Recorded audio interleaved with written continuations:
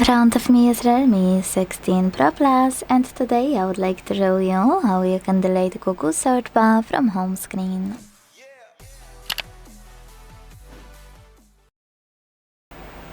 First of all, hold your search bar and wait for Remove Widget option to show. When it does, just tap on it and confirm your choice in this pop-up by hitting Remove.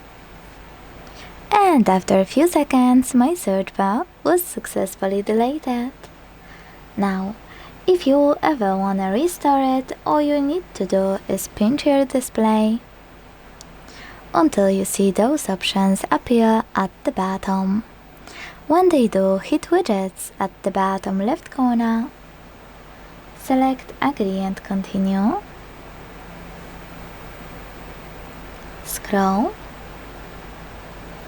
Find Google app. Click on it. Swipe to the left once and choose Add below search bar. Then hold it, drag it, place it wherever you want to, and let go.